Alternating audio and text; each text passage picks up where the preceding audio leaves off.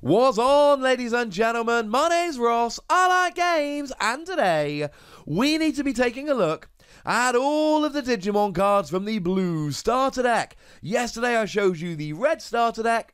Today it's time to have a look at the blue. As for the yellow starter deck, we only know 13 of the 16 cards so far. So I am happy to do a video on the 13 cards we know, but I'm also thinking I might put it off until the other 3 cards are revealed. Let me know in the comments what you'd like me to do about that. I can show you 13 out of 16, but I can't show you all of them. But I can show you all 16 of the blue cards, so let's start off with the Digi-Egg in the starter deck. It is Zudomon. Remember, all of the starter decks just have 4 copies of the same Digi-Egg. During your turn, it's an inheritable skill. When it battles an opponent's Digimon with no evolution sources, this Digimon gets plus 1000 DP. So you evolve up from Zudomon, and then for the rest of the game with that Digimon, whenever you're battling a Digimon with no evolution sources, you get a bit of a power bump. But as you might have seen in the videos I've been doing, and check them out if you haven't, or discovered if you've been able to play the app yourself, one of the giant downsides to this is that you can just evolve whenever you want in Digimon. So your opponent can play down a Digimon and immediately evolve it, and then they've always got evolution sources. Yes, we've got ways to remove evolution sources, but I found already that there are going to be plenty of times where this doesn't work. Great when it does, but there's going to be times when it doesn't. Going into level 3 Digimon, we have 3 options. 2 of them are vanilla, 1 of them is not. The first vanilla one is Gabumon. 2 cost to play normally, 0 to evolve, 3000 power. It's fine. It's not particularly great, it's not particularly bad, it is fine. Yeah, it really is fine. If you want the other vanilla one, we've got Bearmon, love me some Bearmon, and it's a free cost 0 to evolve, 4000 power. So essentially you pay 1 extra to get an extra 1000 power. The thing is, if you evolve, you pay nothing. And a lot of the time, now it all depends on how you construct your deck, obviously, but a lot of the time you're going to take your Digi-Egg and put it into your raising area, and then you're going to evolve straight up. Which means that the incentives for playing Gabumon aren't as good. If you're evolving up and you're paying the same cost for an extra 1000 power, it's kind of hard to suggest playing Gabumon here. Sorry. But we have one that's not vanilla, and it is Gabumon, and I like Gabumon. It is a free cost to play normally, 0 cost to evolve, 2000 power. So it's got the same cost as Bearmon, but half the amount of power. The reason is we have an inheritable skill. When you are attacking, you remove 1 evolution source from the bottom of one of your opponent's level 5 or lower Digimon. Oh. So it doesn't work when you're attacking level 6 Digimon, but as long as you're not attacking a level 6 Digimon, you get to get rid of an evolution source. Now, if you're against something like Greymon, that gets an extra boost, it gets an extra security attack for every 2 evolution sources. So as long as you've taken 1 away before it gets out, remember this doesn't work against level 6s, you're basically locking him into security attack +1. Maximum 3 evolution sources rather than +2. And then you can basically turn off Garurumon as well, because Garurumon gives you an extra 1000 power if you've got 4 evolution sources, which you won't be able to have if you get 1 taken away. It's not always going to work, and sometimes you'll be able to remove the only one, and then you get the extra power boost and all of that. But honestly, there are going to be times again where this doesn't work. Either the Digimon has no evolution sources, or they're a level 6, etc. Like it, apprehensive. Now, in terms of level 4s, we again have 3 options, though only 1 of them is vanilla. The vanilla one is Ikakumon. 4 cost to play normally, 2 cost to evolve, they're all 2 cost to evolve, and 5000 power. 5000 power is good. It gives you a little bit of a bump, and that's basically it. This is your it's quite cheap bump in power. Now, one of the things, and again, it really is going to depend on how we start building decks when we've got more cards to look through. But when I'm evolving up, I'm ignoring a Kakumon. I don't really care. If I want one to play down and pay the cost, I don't mind paying 4 for a 5,000 power. That's okay. But when I'm evolving up and I'm not getting any inheritable skills and I'm paying as much as I would for one that does give inheritable skills, I mean, if you're sticking at a level 4, it's good, but as soon as you evolve past it, you're probably going to wish you had a better evolution source. We've also got Garurumon. Apologies for any pronunciations I might get wrong here. Actually, while we're here, I've not given a shout-out, have I? Massive shout-out to Vincent Rekfan for creating the proxies, Jason Snowjacks for the translations, and Derek Claren for uploading them to the Google Drive. Those 3 guys have made my life extremely easy. Well, much easier anyway, and I thank them very much for it. Garurumon 5 cost 2 to evolve 4,000 power, so I'm paying 1 more than a Kakumon and I'm getting less power. But I've got an inheritable skill. When attacking, remove 1 evolution source from one of your opponent's Digimon. Oh. So it's just the same as Gabumon, except it does work against level 6s. Now imagine I've got Gabumon, and I evolve it into Garurumon, and then I evolve it into a level 5. Every time I attack, I'm removing 2 evolution sources. You can't tell me that's not good. And of course, it's then really raising the chances you can get rid of all of them, so something like Zudomon becomes way, way better. I like this. You can get rid of inheritable skills, you can ruin their plans, and you can make yourself a little better. This is lovely. The last level 4 we've got is GRIZZLYON. Love me some GRIZZLYON. 5 cost to play normally, 2 to evolve, 6,000 power. So it's actually the most powerful of all the level 4s we've seen. But I love it because it's got blocker. When your opponent's Digimon attacks, you can put this from active mode to rest mode, and then become the target of that attack. Want to protect one of your other resting Digimon? GRIZZLYON's got your back. Want to stop your opponent attacking into your security stack and removing them and winning the game? Out comes GRIZZLYON. I like it. I really like it. Now, when you attack, you've got to give away 2 memory.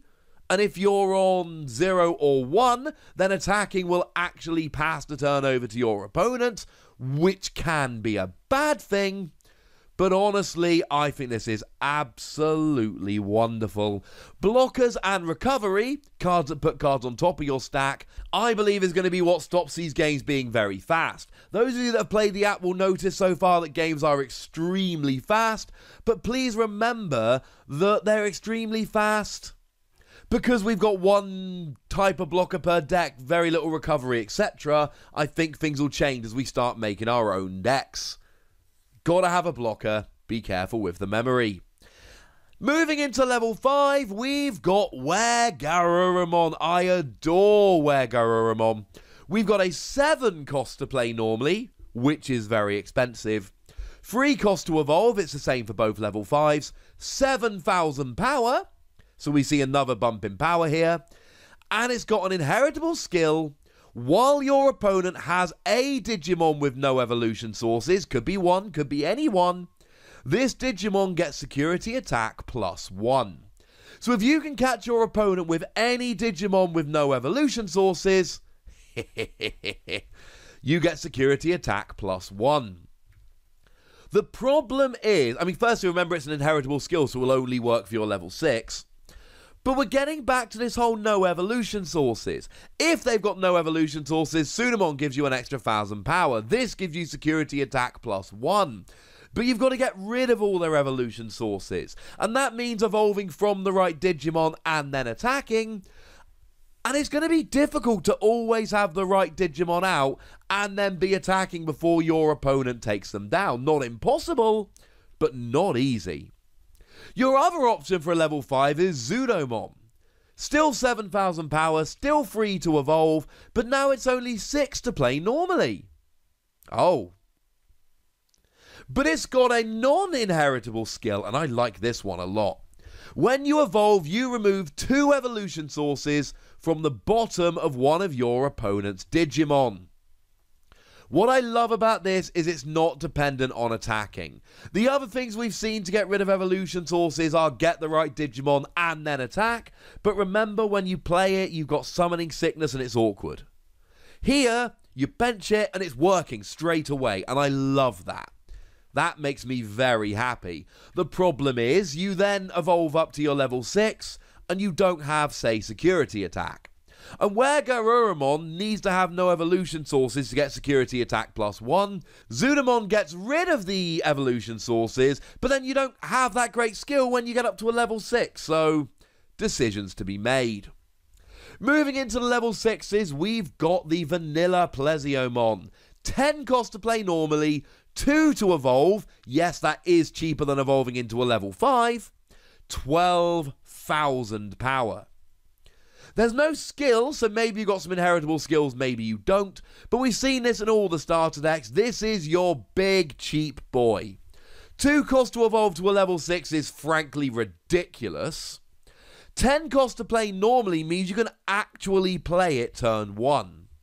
Remember, there is a hard cap of 10 on the memory gauge, and you start at 0, so when you have your first turn, whatever card you play, unless it's free, is going to give it to your opponent. You legitimately can play this down turn 1, it will give your opponent 10 memory to work with, but that's okay. Your other option here is Metal Garurumon. A 12 cost to play normally, 4 cost to evolve, so very expensive, 11,000 power, which is less than Pleziomon. But when you're attacking, once per turn, you get to make it active. So to put it another way, you're attacking twice per turn with this. That's ridiculous. It's way better than something like Security Attack +1. Because Security Attack +1, you get rid of all their security cards, you stop attacking and move on.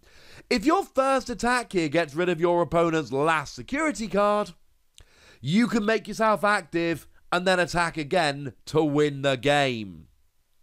Oh, yes. This is good. This is very good. This is definitely one of the best abilities we've seen so far on any of these Digimon cards. Moving over into the tamer, we've got one. It's Yamato Ishida, and it's a 2 cost tamer.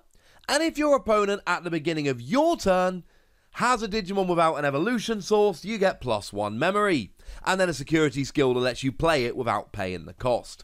And my biggest issue here is that it's not often going to work.